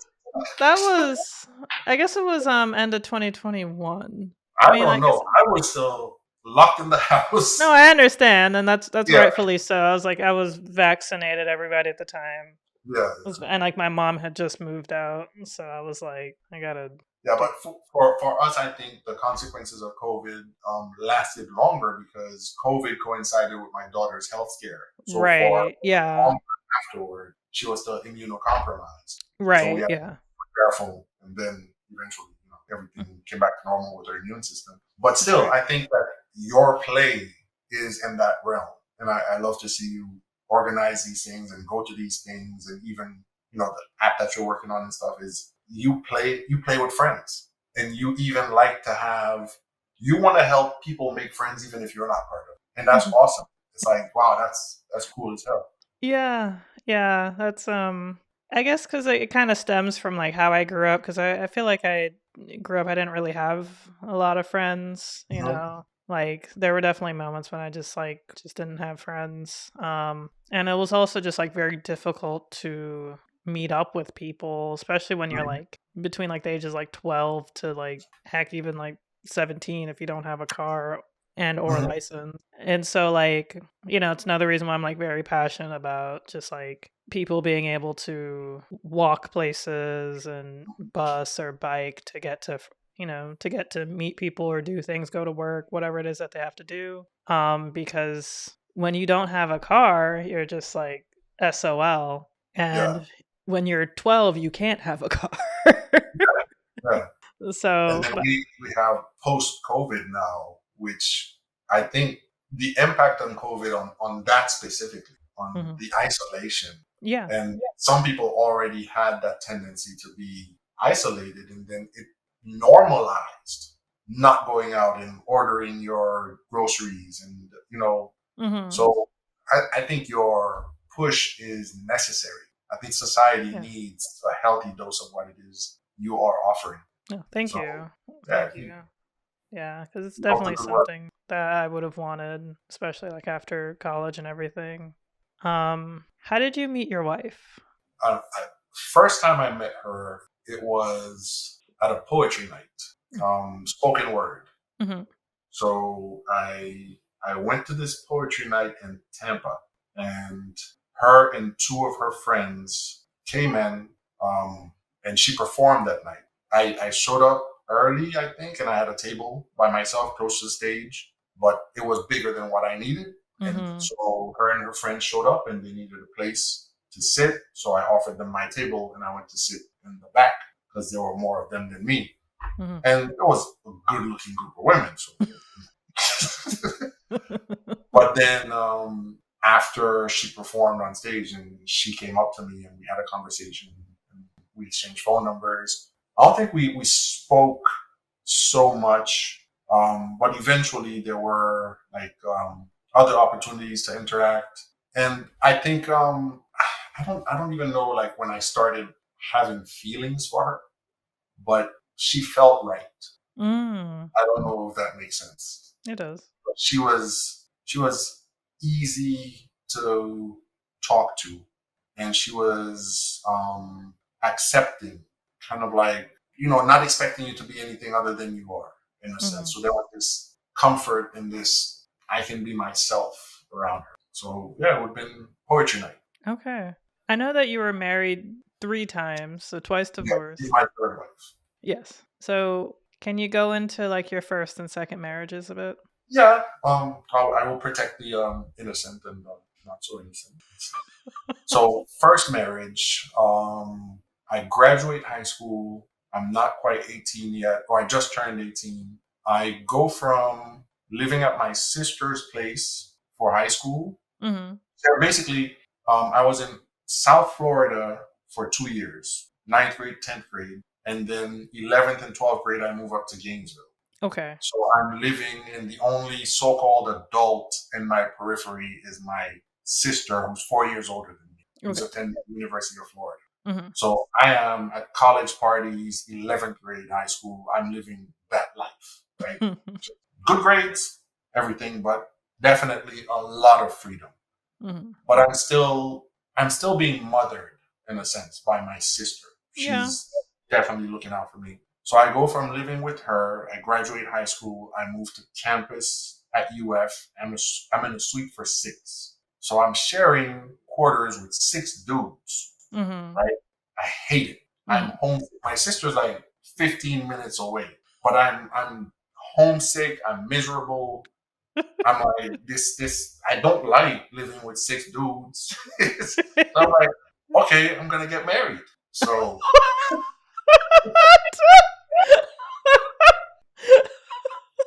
I mean, granted, it's not like I said out of the blue, okay, I'm gonna get married. There was a relationship going on with high school friend, very close friend.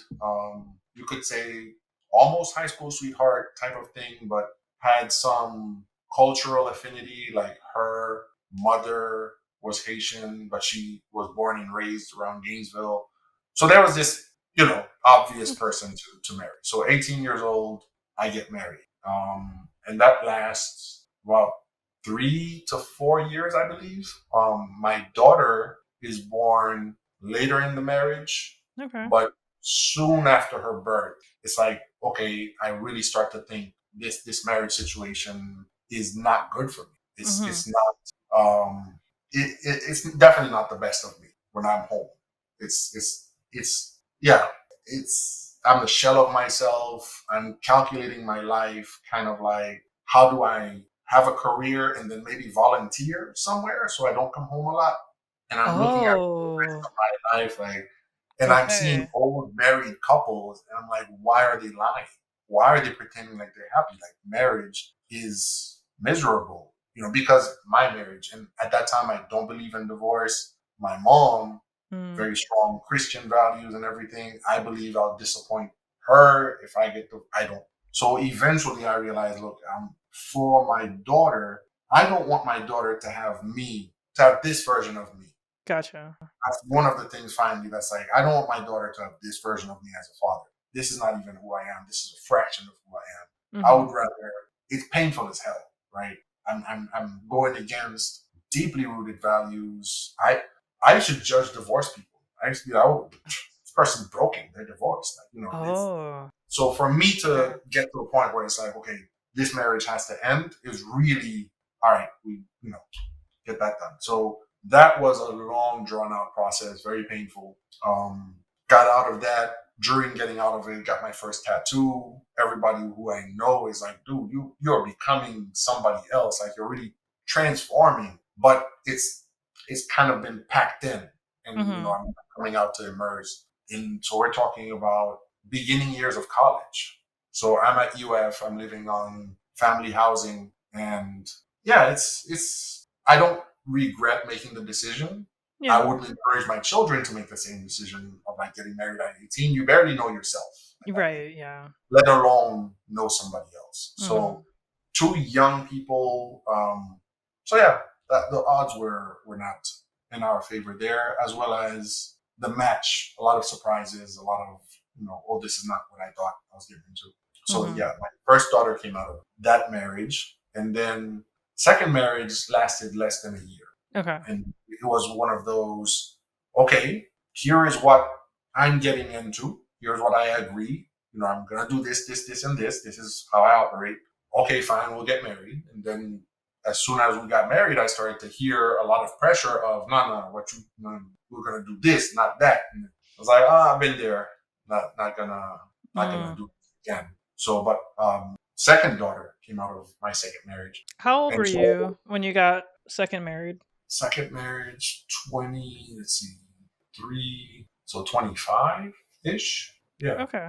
yeah, So this was like a few years after your first marriage. So you yeah. were the first marriage. You were pretty much married all throughout college. Most of it, though I was in college for a while. College and career kind of overlapped, so I started stopping school wherever I was and just going full time work. So Mm-hmm. I got into software self taught.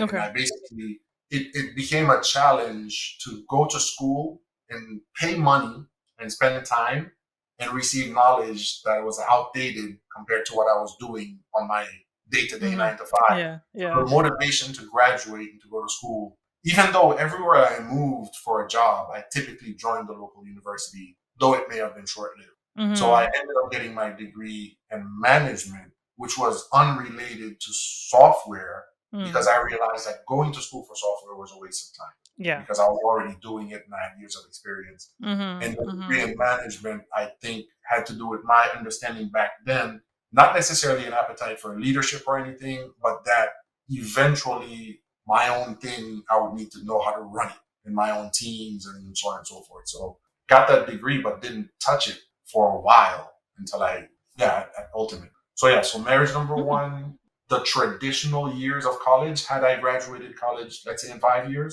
Yeah. probably marriage number one eats up most of that. Mm-hmm. Marriage number two, about a year Yeah. ish. And then, yeah, marriage number three, 22. Well, no, we've been together 22, but marriage, 18 years of Okay. marriage. Yeah, yeah. Okay. So this is the one where, lessons are learned, maturity has happened, also kind of the right fit, right time of life, and a different approach, different, third time's Mm. a charm. Yeah. Yeah. Like, what have you learned from like your first two marriages? Jokingly, the Mm-hmm. 5'2" rule. My two first wives were both 5'2" tall. Yeah. How tall are So you? 6'1". Okay. So yeah. So now you have to be at least this tall to ride this way. Now, what I did learn, which things I would impart to my children. You don't know somebody until you live with them. So despite my traditional values, I was raised Christian. I think it's necessary to live with somebody to understand who they are. And I think in our modern society, we no longer have the gender roles that we used to have. I Mm-hmm. can't assume that because you're a young lady of this age that you're going to cook and clean and do this and do this and you know how to take care of a baby and blah, blah, blah, blah, blah. And you can't assume that because I'm a guy, I'm going to mow the lawn and I know how to do these things. So Right. there's more freedom on both sides, and it's more up to the couple to decide how they distribute the responsibilities and the roles that they play. Right. And Yeah. I think you're not going to figure that out unless you live with somebody. So I actually encourage cohabitation before marriage to get to know the person. Mm. Um, I deeply, deeply encourage communication. You need to over communicate. If you're going to be married with somebody, you need to get to know them, but you need to keep knowing them as they evolve. Life continues to happen. So I tell newlyweds, like, you need to be able to tell your significant other, I love you. Your breath smells like rotten cheese this morning. The dress you put on makes you look like a sack of potatoes, and you're the most inspirational person. Like, you need to be able to deliver the good, the bad, and the ugly Mhm. within the context of trust. You don't have to hurt people's feelings, but you need to be able to really, that's sharing of information. You know, Yeah. this is the most crucial collaboration you're having. This is your life. This is the Mm. person who shares your finances, who's going to see you potentially switch careers, who you're raising children with. This, so that's gotta, you have to find what works for you. And then, so besides getting to know the person by living with them, definitely leaning in on communication. Define your own culture. Mhm. When you're getting married, or you know you're hooking up, in my opinion, you are creating a new village. If there were a list of cultures in the world, your couple is a new culture, because you Okay. get to determine. We do pasta on Saturday nights. We tend to consume these types of music. We go with these colors in the house. Give yourself the complete freedom that aligns with both of your value systems, but to define who you are inside your home, inside your family, inside of your unit. Mhm. Don't let other people be telling you, oh, you shouldn't let your husband, blah, blah, blah. You shouldn't let your wife, blah, blah. That's their thing. They do their thing. Mhm. But give yourselves the full freedom to be with each other with the values that you have in collaboration. So if you have that common cultural background that you both like, you know, you can pick and choose the parts of it. If Right. you have that common value system, maybe common religious upbringing or something, that helps, because there's a lot of that you don't have to negotiate. Mhm. But definitely don't let other people be dictating. Mhm. So I think those three things are probably what I would say I want to convey to my children as far as advice for getting into relationships Mhm. based on things I've learned. No, I absolutely agree with that. And how you put it as creating your own culture is so accurate. Like that's just like so like geniusly stated. Ah, Like how it appreciate it. sums up. Yeah, for sure. Cuz it's going to sound weird, but it can be a bit aggravating dating a guy who has like good parents um because or like a great father because like they kind of just want to copy that Mhm, person and it's mhm, like okay, that's great, but I'm not going to be your like your mom. I'm going to just be mhm, me. mhm, You mhm, know, it's like don't try to just recreate your parents. mhm. I'm not gonna do that. I can't. I understand that. Yeah. Yeah, So yeah, it's that like you makes sense. definitely have to like pick and choose certain things. And that's where that conversation comes in. That's where the understanding. I read this book, The Seven Habits of Highly Effective People. I Okay. believe that's the book, right? And Yeah. he goes into relationship with his wife. And I think, and a part of the book, he's talking about when he lived in Hawaii with his wife, and they used to ride on these in these cane fields. But basically, he has this illustration about coming to understand why his wife favored a certain brand of appliances. And it used to annoy him that she would always go for this pricier brand, Mhm. until they had the conversation. And he found out that this brand was the only brand that offered her father credit that allowed him to have the business to support them when she was a child. So she Mm. had this brand loyalty out of family history, and it pivoted this annoyance he used to have of her loving this brand to admiring the fact Right. that Yeah. he loved this brand because he understood why Yeah. she loved it. And that type of exploration and understanding the value and the intent behind things is exactly your homework in a relationship. Mhm. Understanding why this person is trying to bring you this thing, and them understanding why you might resent the shape of this thing that they're bringing, and you guys, out of that mutual wanting the best for each other, coming to that, it's not effortless compromise, but coming to that mutually acceptable, okay, okay, I get it. You don't want all of this, but all of this is coming out of love. And, you got to talk. It's Yeah. those difficult conversations that Yeah. will take you to, and the more of them you have, the more you get rooted in the relationship, and the more you get confident in the relationship, because it could be the most heated argument, and in the back of your mind, like, this is not going to break us. We're passionate about this topic, Mhm. and but this topic, in our disagreement around this topic, is nowhere near the size of our relationship. Yeah. So we can go at it, no holds barred, like, and really let each other know how we feel. Because what are you going to do? Leave? So yeah, those are all opportunities, and it actually translates to relationships, even in the professional environment as well.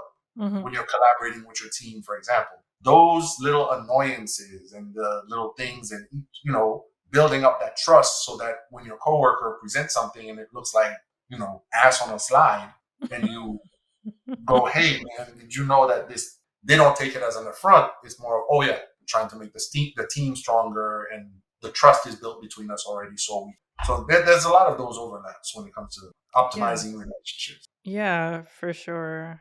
Why, like, something that you may see or view as like asinine or pointless could just mean Mm-hmm. something great, but if you're just constantly believing or telling yourself the story of like, it's like, oh, why does she always have to get the expensive appliances, or Mm-hmm. like, why do we always get this brand of dish soap or Yeah, something, like something ask small. ask the question, have that conversation. It might be enlightening, or you might go, oh, my partner's an idiot. So she just likes the logo. Well, Right. damn. Whoa, this is like, 20% more expensive than everything because of the shape of the logo. Right, yeah. Then you You have to know, have the conversation of like, "Hey, there you honey, go. will you Yeah. be open to trying other dish soap?" What if we order the logo and put it on there? Right, yeah. Let's see what But yeah, that's. the conversations help us. I think fearlessly exploring each other. Hey, what do you think? Like, to me, couples who don't vote together, yeah, beautiful. You have your own beliefs. I have my own beliefs about politics and everything. But we are together. We're a household, Mhm. and yeah, our common stuff is bigger than whatever these other things we care Okay. I never like thought about that. Like, I wouldn't date someone who didn't vote about. personally. Really, Yeah, no, I you wouldn't. didn't vote the way you did? No, no.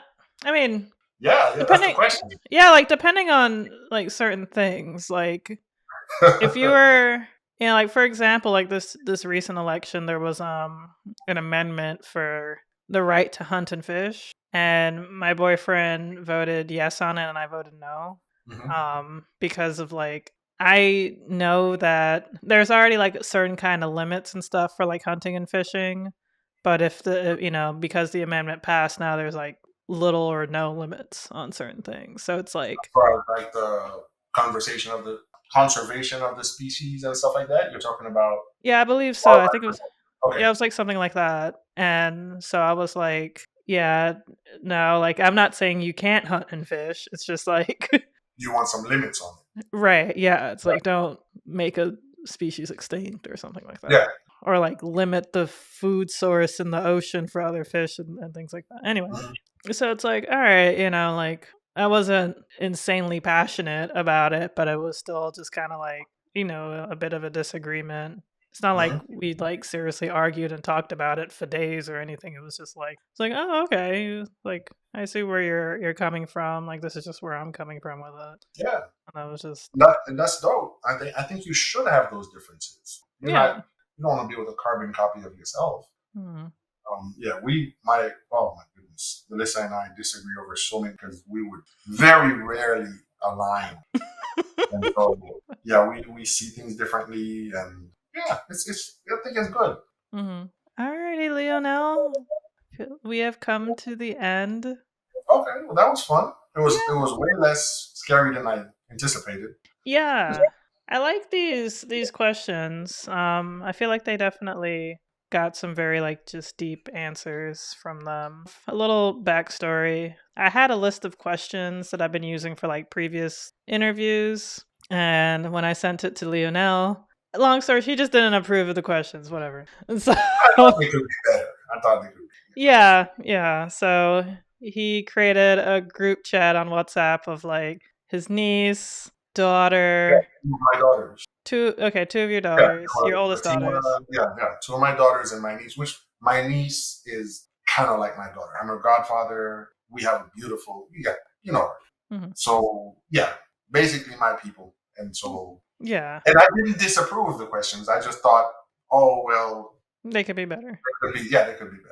Yeah, and you were Well, right. Like I put the questions through Chat GPT because I was honestly getting kind of tired of my questions, and I was okay. like, I know that they can be better. It's just like no one's giving me feedback otherwise.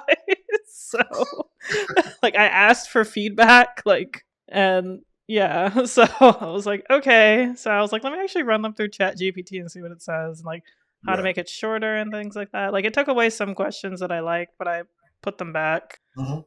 But for the most part, I definitely like it.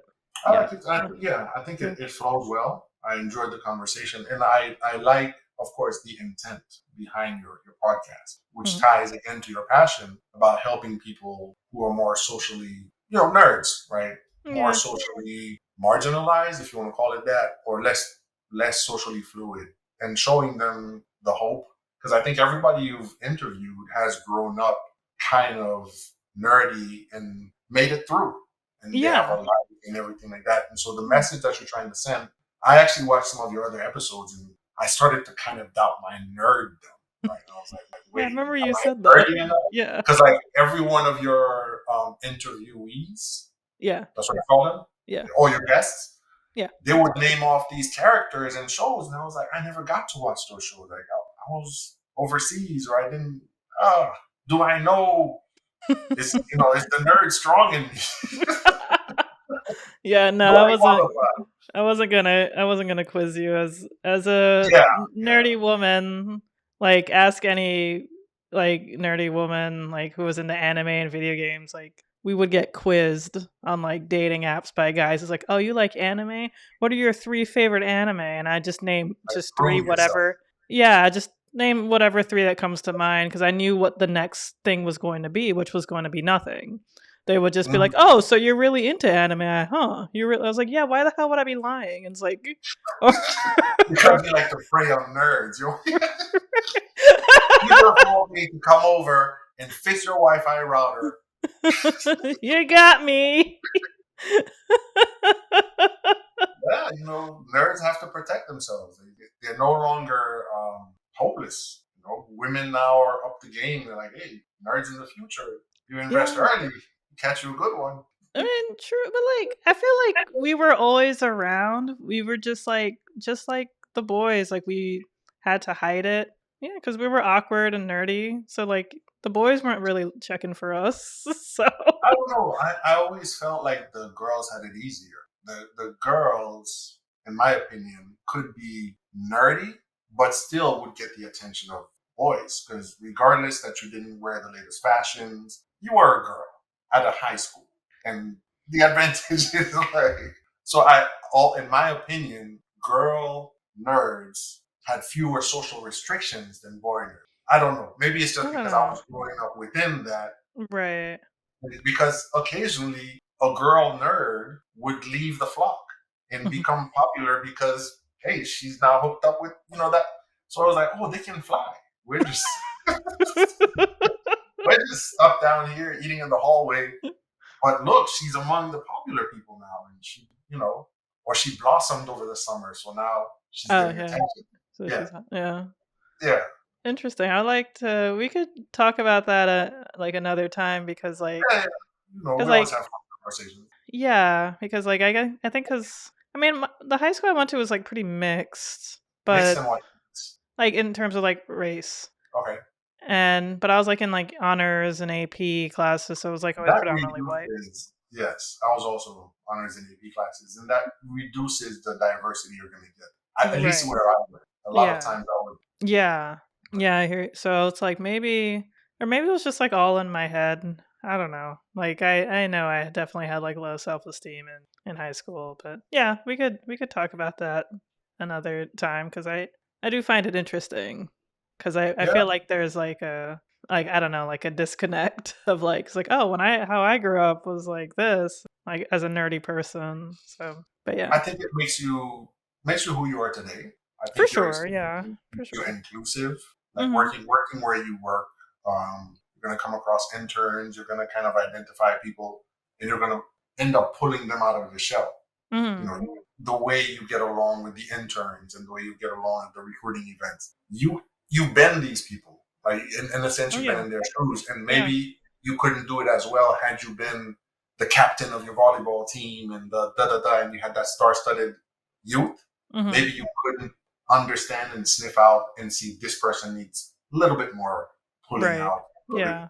So you're rocking it proudly, ex nerd, Yeah. very socially fluid ex nerd. I'll I give you mean, that. I guess I'm still like a nerd. I don't know. Like, Hosting parties and stuff. I don't know. I don't know. yeah, he could be just an extroverted nerd. We'll have to ask ChatGPT if that's possible. That's possible. Is there such a thing, the mythical extroverted nerd? Does that exist? Alrighty, So, Lionel. thank you for the time. Yeah, Appreciate thank it. you. Yeah, for Thank you for sure. making it comfortable. Yeah. Thank you so much. All right. All right. Talk to you later.